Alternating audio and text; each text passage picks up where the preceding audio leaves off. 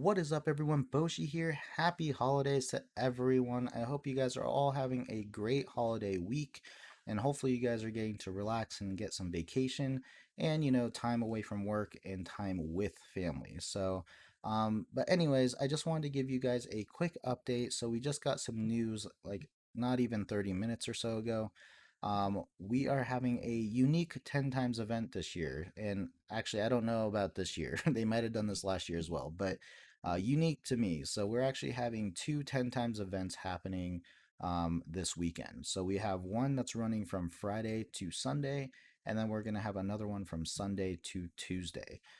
So this is really cool. Actually, I really like a lot of the champs on this list. So I want to go through the champions real quick for you guys and then, give you my summary of what I think about them. And then, yeah, so you guys can judge what you want and then see if it's worth summoning for you guys. So I'm pretty excited. So the first one on the list is Stag Knight. So Stag Knight is a banner lord.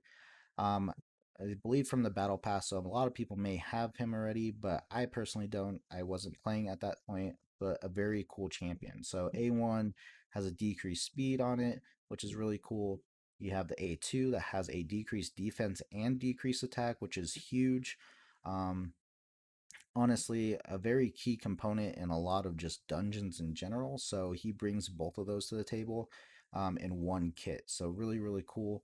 And then you have a passive, place a 50% increased accuracy buff on an ally for one turn each time the ally has a debuff resisted. So this can be very cool in Doom Tower actually, since Doom Tower is getting very big on accuracy and resist. You might actually be getting resisted because your accuracy isn't high enough. If you have Stag Knight, you might get that increased accuracy and get that debuff down next time. So pretty cool kit. Overall, great champion, worth going for if you don't have it. Next is going to be a high elf by the name of Jinglehunter. So we are doing the Christmas theme. Pretty cool kit. I use him in arena. Has a 24% arena speed aura, which is pretty cool. His A1 could do a decreased speed and then has a chance of doing the decreased speed. So if it's critical, which is always a nice thing to put on. You have the A2. If booked, has a 100% chance of placing a freeze debuff on all enemies if for one turn if the attack kills an enemy. Very cool. I actually use him in a very CC heavy arena team with Gurgo to freeze champions on top of this freezing. So really cool there. And then the A3, attack all enemies, decrease the turn meter by 20% if this attack is critical, and then fills this champion's turn meter by 10% if this attack is critical. So if you can make him fast enough, you can drop your opponent's turn meters by 20% on each of them, and then fill this turn meter. So really cool champion. Got a lot better than what he previously was. I know he got buffed. So yeah, overall, pretty cool champion. Maybe not highly sought after, but not a bad pick if you don't have him. Next, you have Sacred Order, where you're going to get Frostbringer. So Frostbringer, personally, not worth summoning for if you're trying to go after her, but has an aura, ally defense in dungeons by 33%.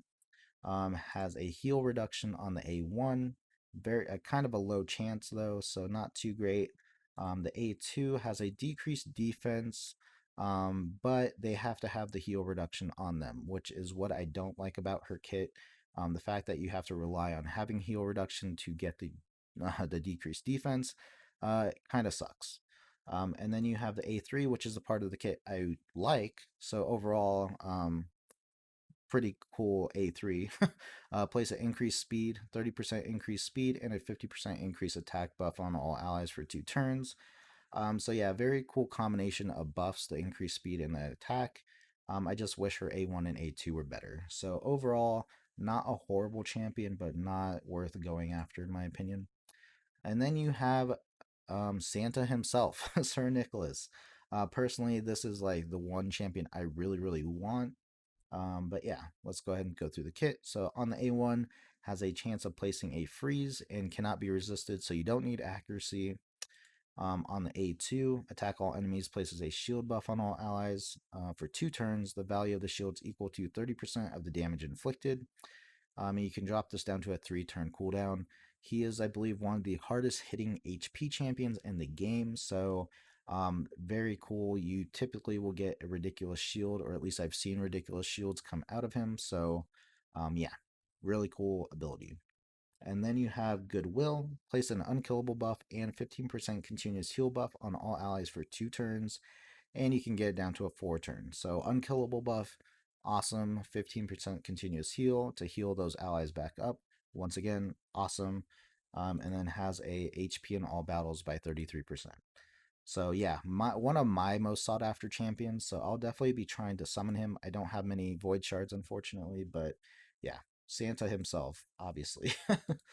Then you have a Skinwalker, and the Skinwalker is Reinbeast. So Reinbeast, not a bad champion, but Rudolph pretty much. A1 places a 15% continuous heal buff on an ally with the lowest HP for 1 turn when this champion attacks an enemy.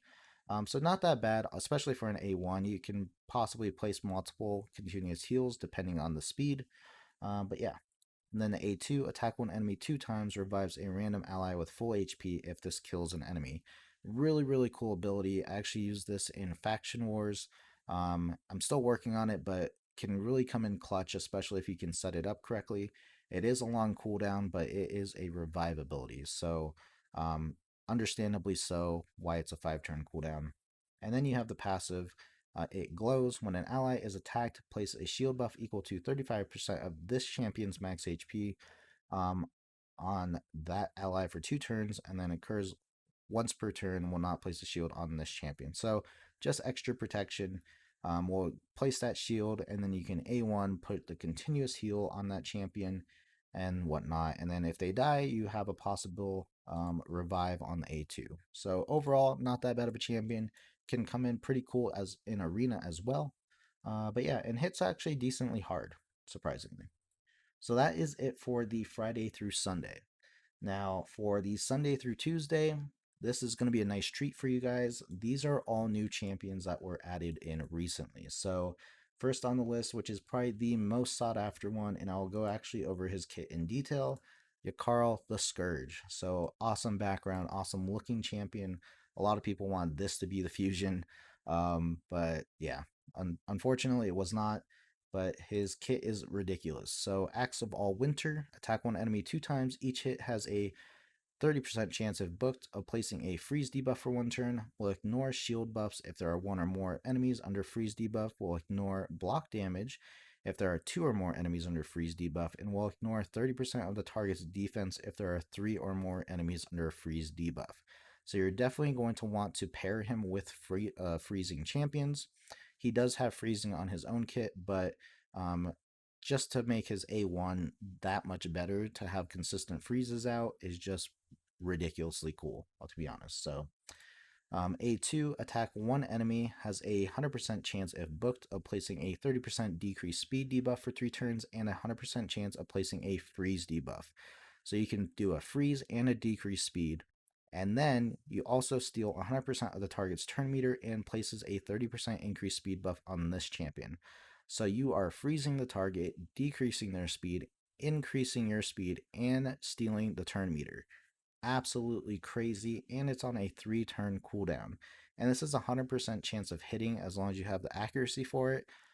Absolutely ridiculous A2. But yeah, nothing more to say on that. A3, attack one enemy 3 times. If the target is under a freeze debuff, remove the debuff after attacking, and it places it on all enemies except the initial target. So you attack the frozen target, you take that debuff, that freeze debuff off, you spread it to everyone else, and then we'll also attack all enemies except the initial target that was frozen after the 3rd hit. And then the freeze debuff will be placed on all other enemies, even if the initial target dies before their freeze debuff is removed. Just absolutely crazy. So this is the way that you're going to spread the freeze, but you do have to get the initial freeze off in order to spread it. So yeah, you can do the A2 and then do the A3 and then have the A1, or you can set it up with like Shiramani or Gurgo or Jinglehunter if you kill someone. But yeah, he's going to be best paired with Frost champions, but overall his kit is ridiculous, guys. And then you have his passive. So the passive effect, decrease the damage this champion receives by 10%, and increase the damage this champion inflicts by 10% if there are one or more enemies under freeze debuff. This helps because freeze does reduce the damage done to that target, but he's going to have his damage increase, so that's pretty cool. And then you have increase this champion's speed by 15 and resistance by 50 if there are two or more enemies under freeze.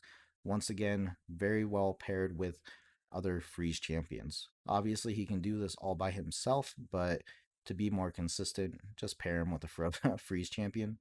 And then his activate effect, which has a 5-turn cooldown, places an unkillable buff on this champion for 2 turns whenever there are 3 enemies under freeze debuff. Um, Once again, just a ridiculous kit, guys.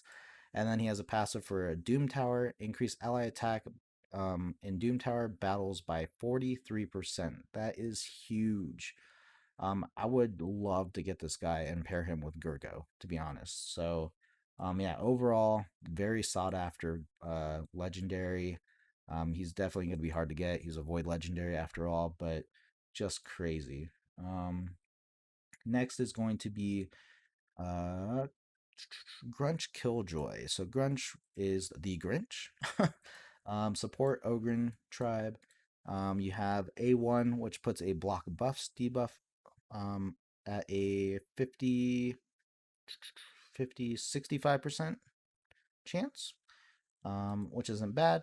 And then you have an A2, attack all enemies, has a 50% chance, which goes up to 70% chance of placing bombs that detonate after 1 turn. I typically don't like bomb champions, but this one detonates after 1 turn, which is definitely not a bad thing. It can go down to a 4-turn cooldown. This is the ability that I'm actually curious about. Remove all debuffs from all allies, then places a 115% continuous heal buff for 1 turn on each ally for every debuff removed. So he's a cleanser and then puts continuous heals in their place. So really cool ability. I would like to try him. Cleansing is really big in Doom Tower as well, so never a bad thing. And then passive, fill the turn meter of all allies by 10% when a bomb debuff detonates on an enemy. Now, with this being a 1-turn detonation and him hitting all enemies, this could actually be pretty huge and increase turn meters on your allies by a lot. So, pretty cool kit overall. And then he has ally defense and faction crypts.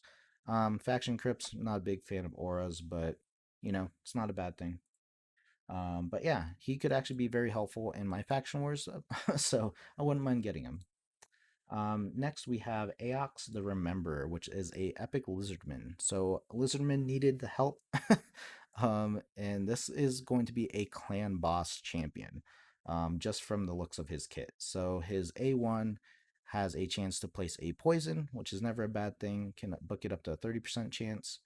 So very similar to, I believe, not Skull Crown, Steel Skull. Very, very similar to Steel Skull's A1.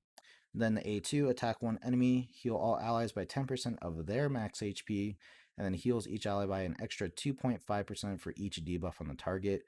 This is where I'm getting the whole clan boss vibe from, along with his passive, which I'll get into in a second. But yeah, it can actually heal a decent amount, I'd imagine. But yeah, seems pretty cool. Then you have a A3, places a 50% decrease attack debuff on all enemies for 2 turns.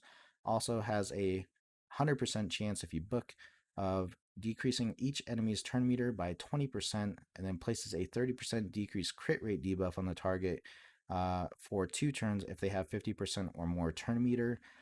This one, the decrease attack is very nice, just because it doesn't have a chance. It just places the 50% decrease attack. So that's really nice for the clan boss. And then the decrease crit rate, that's going to be more for like PvP or if you're doing waves in dungeons or in the Doom Tower. But yeah, overall, decrease attack. And then you have the poison on the A1, the heals on the A2, and then the passive, increase the duration of 2 random debuffs on the attacker by 1 turn when attacked occurs once per hit. So think of Bulwark, but just random debuffs. But overall, just yeah, crying clan boss overall, and just seems like a really cool kit. Very good Lizardman epic, which is very rare for Lizardman right now. So not a bad champion by far, and then has an ally accuracy in Doom Tower battle by 60 aura. Accuracy and resist is becoming really, really big in Doom Tower, and it's just going to be a bigger thing. So Yeah, overall, not a bad aura. And then you have a demon spawn, Achak the Wendarin. So this is a pretty cool looking champion overall. Very built on freeze and HP. So on the A1, you have attack one enemy, has a 50% chance of booked of decreasing the duration of one random buff if the target's under HP burn, and then has a 50% chance of decreasing the target's turn meter by 15% if they are under a freeze. So very dependent on whichever one they are under. Then you have the A2, block debuffs and a strengthen buff. Really, really cool. I like those two together. That's on a 4-turn cooldown if you book it. The A3 pretty much attacks all enemies, and you have a 90% chance. If they have a higher attack than their defense, you'll place a freeze, and then the same thing will happen, but you'll apply an HP burn instead of the freeze if their defense is equal to or higher than the attack. And then this can actually go down to a 3-turn cooldown. This is a really cool ability, but once again, it's very dependent, and I'd imagine you're gonna be able to tell who you're HP burning and who you're freezing when you're going through like the floors on Doom Tower and stuff like that. When it comes to boss, I'd imagine it's gonna always HP burn the main boss because obviously it can't apply a freeze, so it'd be kind of weird if they built that mechanic that way. But yeah, I would definitely play around with Wendarin to see how they perform, but I'm not exactly sure if I like all the dependencies. Then you have the passive, heal all allies by 5% of their max HP every time an enemy under HP burn debuff gets a turn. That's pretty cool. Passive heals are always nice. And then you fill the turn meter of all allies by 10% every time an enemy under a freeze debuff gets a turn, which is also pretty cool. Turn meter manipulation, especially for your allies getting extra turns, is always a good thing as well. And then you have the aura, ally defense in all battles by 25%. Never a bad thing. Decent defense as well, 1189. Even though they are an attack-based champion, they have a higher defense, and that's pretty much how you're probably going to build because it's all about CC and HP burn. And then the last champion on the list for Sunday through Tuesday is Rector Drath. This champion is actually, I think, the only Reser in Night Rev. I could be very wrong on that, so correct me if I'm wrong. But on the A1 has a decreased attack. Always a nice thing to have on a kit, especially on the A1. You can book that up to a 50% chance, so not bad. The A2 heals all allies by 20% of this champion's max HP, and then after healing places a perfect veil buff for 2 turns on all allies with full HP. But will place a 15% continuous heal buff for 1 turn instead on all allies with less than 100 HP or 100% HP. So this is pretty cool. It's very similar to Duchess, where you place the perfect veil on everyone and you become the main target beyond AoE. But yeah, overall, pretty cool, very protective type of an ability. Um, I almost would like those roles reversed, where you get the perfect veil if you aren't at 100%, but I kind of understand why they did it. The A3 is the revive. Revive a single ally with 60% HP and fill their turn meter by 60%. Then places a perfect veil buff on them for 3 turns. Can get down to a 4-turn cooldown. Really nice. Revives are always welcome, especially for a faction that really doesn't have many, so or any at all. Let me know down below if anyone else has one, because I can't remember if anyone does. And then you have a passive, whenever an ally under a veil or perfect veil buff gets a turn, heal them by 10% of their max HP. Really cool. Works very well with the A2. And then also increase the resistance of all allies under veil or perfect veil by 50%. That's awesome. Like, resistance and accuracy, once again, is really big in Doom Tower, so really cool. And then the aura is ally resist in Doom Tower battles by 55. Once again, resist is very, very good. So overall, really, really cool kit. Night Rev actually needed this, I feel like, so not bad. And that is the list for Sunday through Tuesday. So yeah, I really like the fact that they kind of split it up.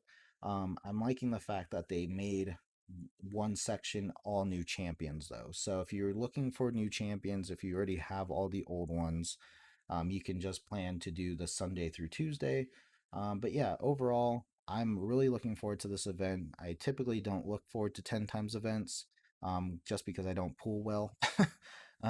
2 times events are usually king in my eyes, but this 10 times event, I will be pulling shards just because I want Sir Nicholas and I want to try for some of the new champions as well. So I haven't gotten any from what I see. So, yep. But yeah, let me know what you guys think of the, split 10 times event, if you guys like it, like if you don't like it. And let me know if you will be pulling shards for it as well. I know 10 times are usually not as popular, but this one I have a feeling might be a little bit more popular. So yeah. But I hope you guys enjoyed the video, and I will talk to you guys later. See ya.